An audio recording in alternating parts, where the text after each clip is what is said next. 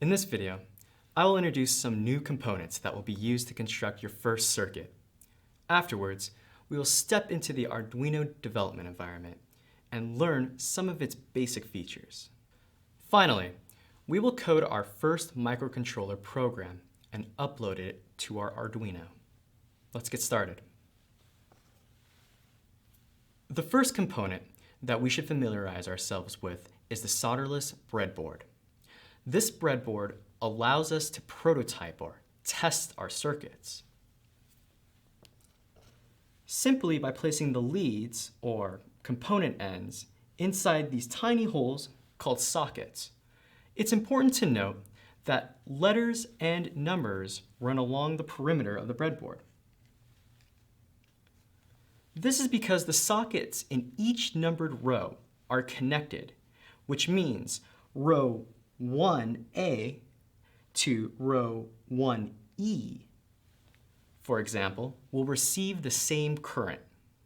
However, the rows are not connected to each other.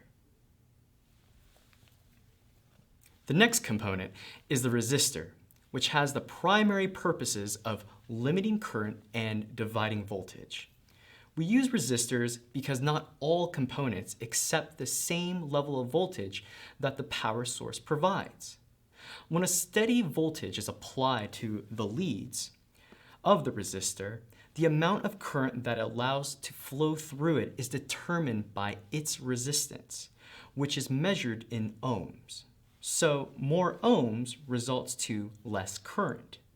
In order to figure out how to calculate the amount of resistance in ohms that a resistor applies, we simply look at its color stripes, which wrap around the outer casing. The resistance value can be read by the first 3 stripes of color. Each color has a specified value from 0, being black, to 9, being white. You could find more information about these values from the link provided. There is also a 4th stripe that comes in either gold, silver, or just blank. This gives the tolerance levels of the resistor, i.e., how closely it matches its rated resistance. For now, we can ignore the 4th stripe and set our focus on the first 3. The first stripe, which is the opposite of the tolerance stripe, is the first digit. This value can be 0 to 9. Similarly, the second stripe is the second digit, which can also have a value of 0 to 9. But the third digit is where it becomes different. The third digit is the number of zeros that are added to the end of the first 2 digits. The formal name of this stripe is the multiplier. Take, for example, this resistor.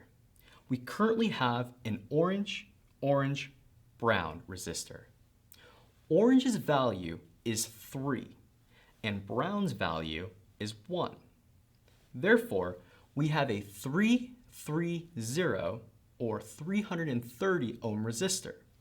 Remember, the third stripe, which is brown, is telling us only the number of zeros to be added onto the first and second digits. Finally, our last component is the light emitting diode, or LED for short. The LED is a little light that we may find in most of our electronics. In order for an LED to emit light, current must pass through a lead in a specific direction, but we'll come back to this shortly. For now, notice how one lead is longer than the other. The longer lead is called the anode, and this is the positive terminal for the LED. The shorter lead, which is the negative terminal, is called the cathode. Now that we have a general understanding of our components, let's build our first circuit. When you begin building a circuit, you should always unplug your Arduino from the computer. So, according to our schematic, we know that the resistor should be between the power source, i.e. one of the Arduino's digital pins, and the anode, the positive lead of the LED, while the cathode, negative lead, will be connected directly to ground, thus completing our circuit.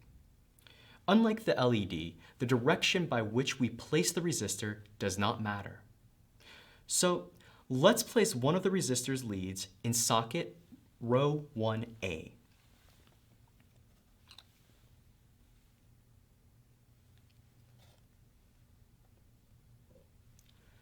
Now, let's place the other lead of the resistor in a separate circuit path.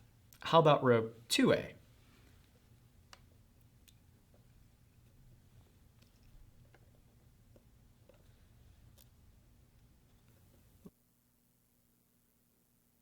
Great, halfway there. Let's move on to the LED. Per the schematic, our anode, the positive lead, must be connected to our resistor. This means that we should place the LED's anode in a socket that is on the same circuit path as one of the resistor's leads. Let's do row 2E.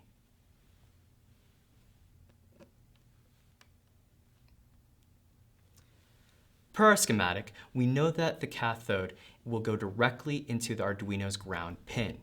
So we can place the cathode into row 3E.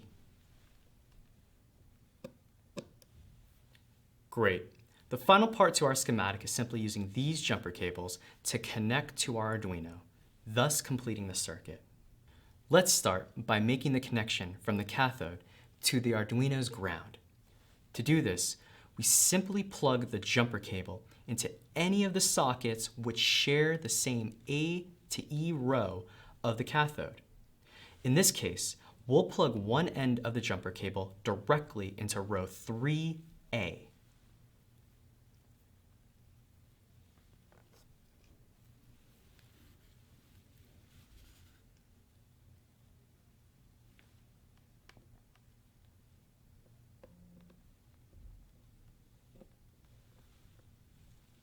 The other plug will go into one of the grounded or GRD digital pins of the Arduino.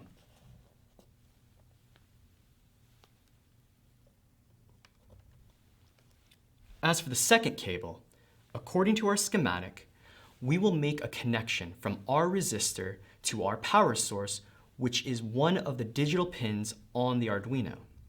We already know that one end of the resistor is connected to the LED's anode. So this leaves us with only one option, row 1, sockets B through E. Let's give ourselves some room between our components. So let's plug one end of the jumper cable in row 1E.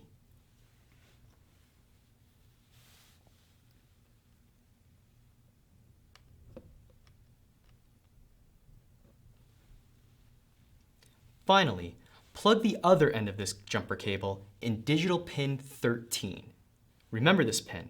It will be very important soon.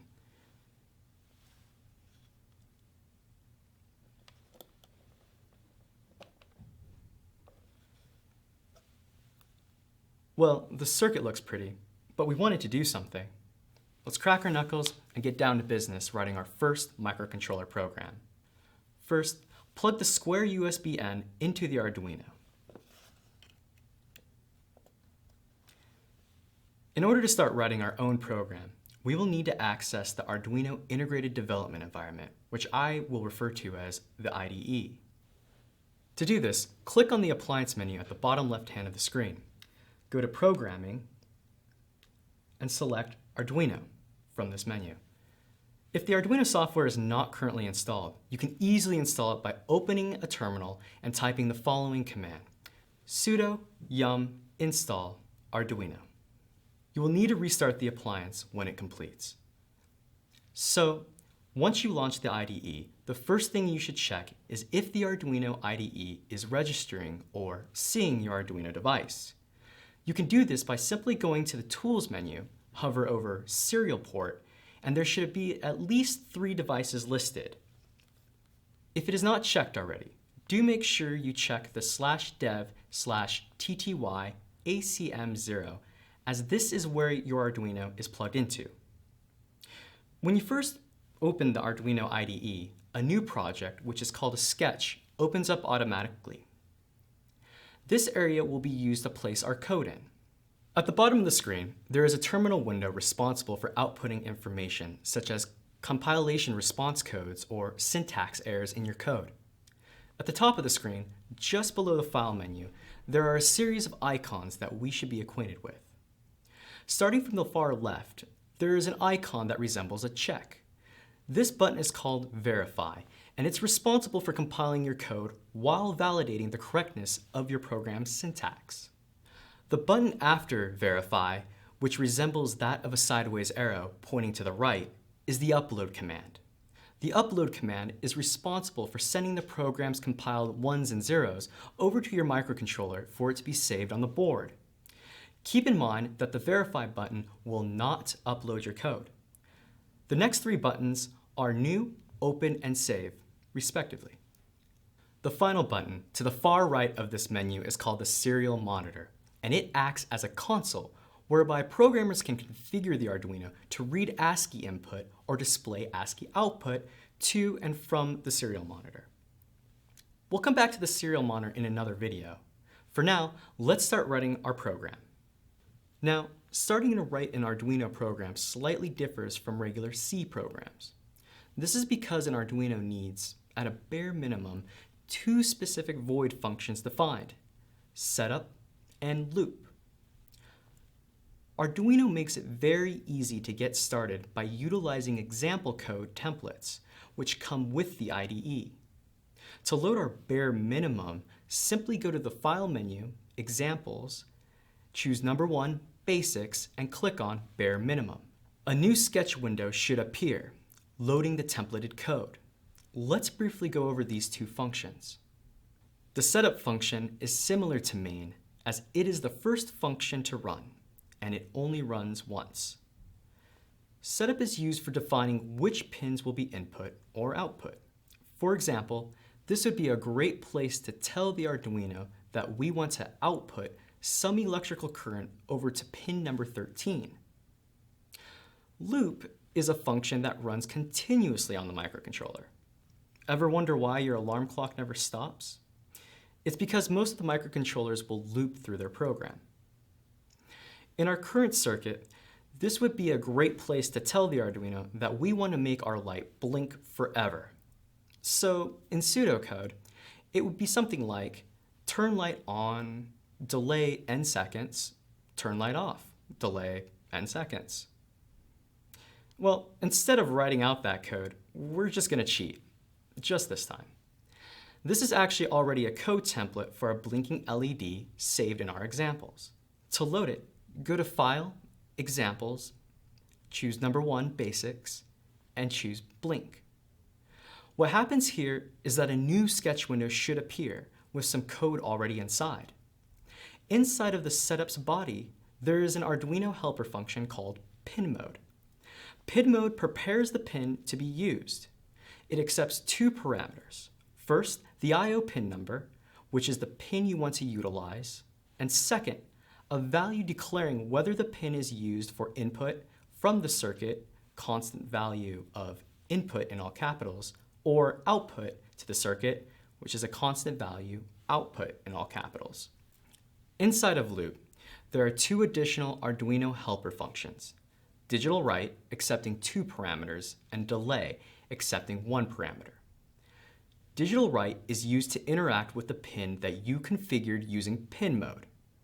The first argument is the pin number that you are interacting with.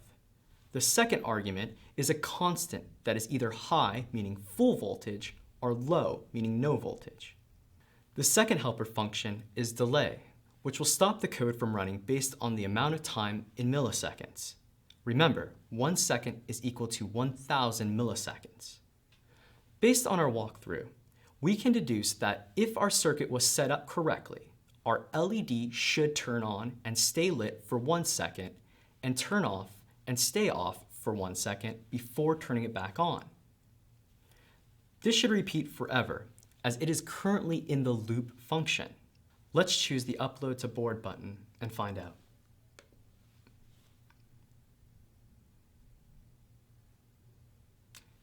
Great. So you might be wondering, what's next? Well, now that you have an understanding of everything that is needed to create an Arduino circuit, we could start applying knowledge gained from our lectures in CS50 to sharpen our skills further. For example, What if I didn't want to use the Arduino loop function? What if instead I wanted to write my own type of loops and conditions, or even create my own functions outside of the bare minimum? What if I wanted to play music or build a burglar alarm, or even contact the internet with my Arduino? The answer to those questions are coming, so stick around. I'm Christopher Bartholomew. This is CS50.